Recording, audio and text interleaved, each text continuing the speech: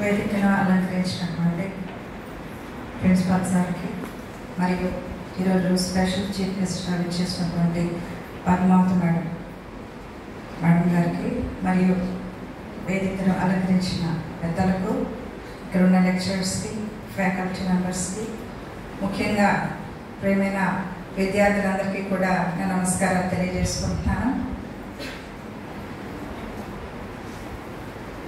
ఇందాక principal sir చెప్పిన మాట ఏంటంటే దుర్గాబాయి దేశ్ముఖ్ గారి గురించి చెప్పారు. దుర్గాబాయి దేశ్ముఖ్ గారికి ఈ యొక్క కాలేజ్ తోటి ఉన్న సంబంధం గురించి చెప్పినప్పుడు నేను చాలా సంతోషించాను. అప్పుడు నాకు గుర్తొచ్చిన విషయం ఏంటంటే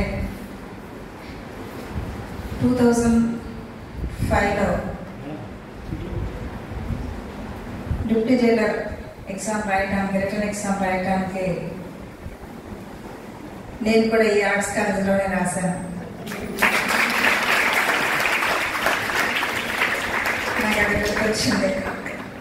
చాలా మంది, అసలు చాలా రష్గా ఉంది, అంత ఎక్కువ మంది ఆ జనాల్లో. అప్పుడు ఇంకా బైఫర్కేట్ కాలేదు. మన స్టేట్, ఆంధ్ర, తెలంగాణ అని కలిసే ఉన్నాయి.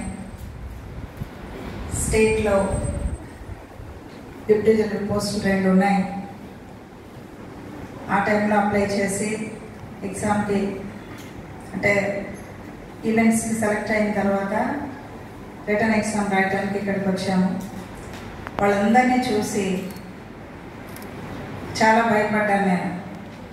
ఒక్క సెంటర్లోనే గ్రౌండ్ నిండా ఇంతమంది ఉమెన్ ఉన్న జనాలు ఉన్నారంటే ఇంకా అదర్ సెంటర్స్లో ఎంతమంది ఉంటారు, ఇంతమందిలో 2 పోస్టుల్లో వస్తుందా లేదా అని చెప్పి కొంచెం భయపడడం జరిగింది. అయితే దేవుని మీద విశ్వాసంతో ప్రయత్నం చేస్తాము. దేవుడు సహాయం చేశాడు.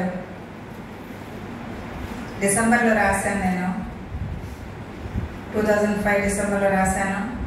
జనవరి 8నే సెలెక్ట్ అయ్యాను.